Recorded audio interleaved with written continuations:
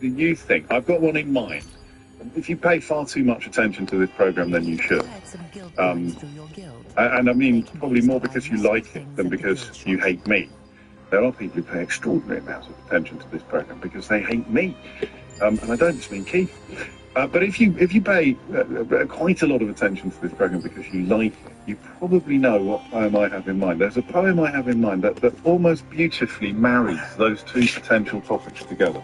Poetry, which I've got a lovely question to ask you about if we decide to go that way, and atheism, because Britain is now entering its first atheist age, as parents increasingly fail to pass on religious beliefs to their children.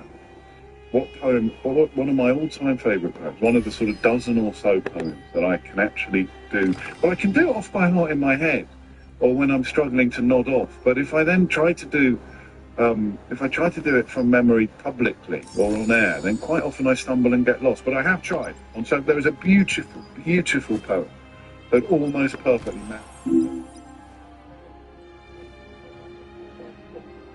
poetry and atheism. Oh, we're not going to talk about that yet either. I would just say quickly about the assisted dying story that this will be the first time I have addressed this territory. It can be a bit of a hardy perennial, the assisted dying debate, and it is heartbreakingly easy, for want of a better word, to find people who've had really harrowing personal experiences that inform their opinion. But I have to tell you, we will be talking about this, I think, for the first time since I watched A Good Friend Die. It's not an experience I'd ever had before, and I realised as I prepared to come to that conversation, probably after 11 o'clock today, that it does inform you, and it makes me realise that perhaps we shouldn't let it. The decision of what a society does, what the law does, probably shouldn't be taken. Or we probably shouldn't answer that question based on very specific and individual experiences, because they kind of cancel each other out. But we're not going to talk about that, right? We're going to talk about Ozempic and indeed other jabs or other treatments that have kind of run away, haven't they? They've kind of swept the country in the most extraordinary fashion.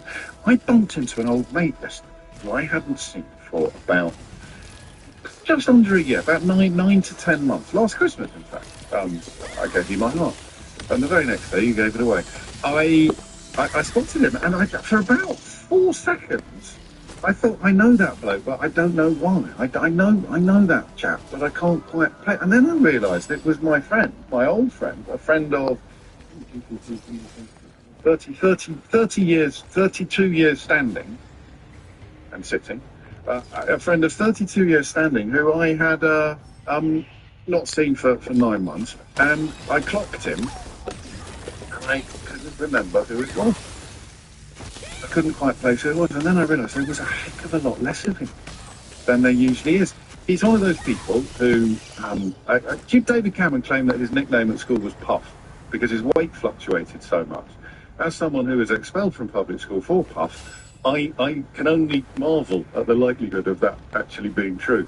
But he was one of those people whose weight sort of gently grew. He never got, massive, but by the time I saw him last Christmas, he was a big lad.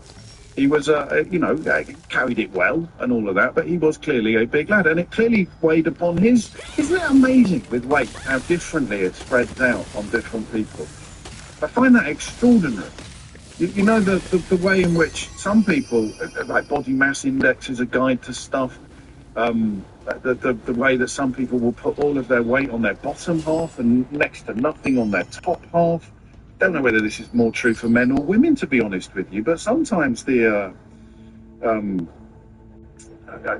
fairness of it, the unfairness of it seems incredible. Some people can put on 3 stone and it's spread out so, what's the word I'm looking for? Evenly. It's spread out so he was one of those people. He wasn't someone that you bump into after 9 months and he looks like he's pregnant. His belly has just sort of shot out of the front of him at a million miles. Now, I'm cursed in this department with the old moves.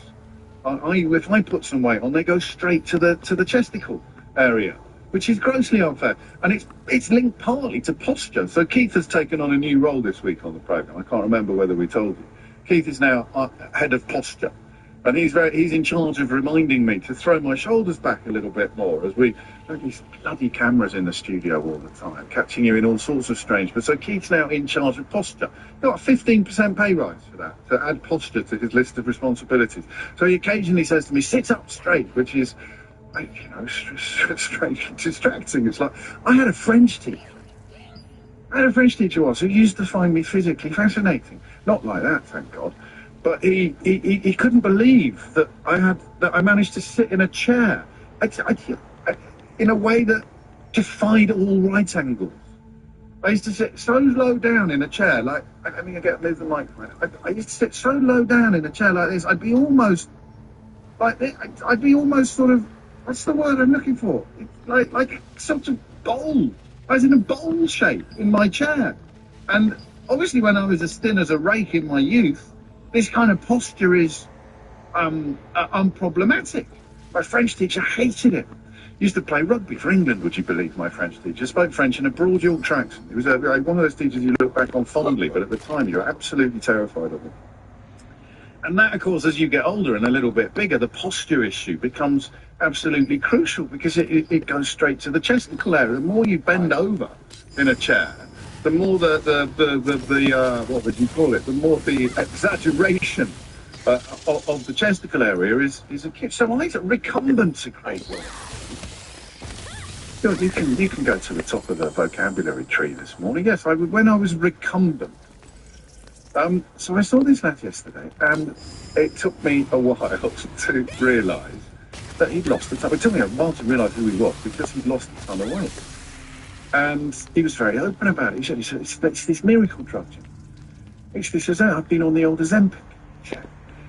And he also, as a consequence of losing weight, he started playing paddle tennis. I'm giving you all the details here. Poor fella had no idea.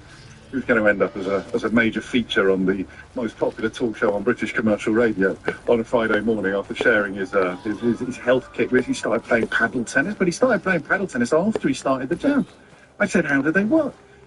And he said, I'm not very hungry. He was never a great glutton, never a big boozer. I'm just not very hungry. And I said, well, that sounds bad. Because I quite like my food. He very kindly said, you wouldn't actually be allowed it. You wouldn't be prescribed it. You'd need to put on some more weight. I can't do that. I'd be like Melinda Messenger.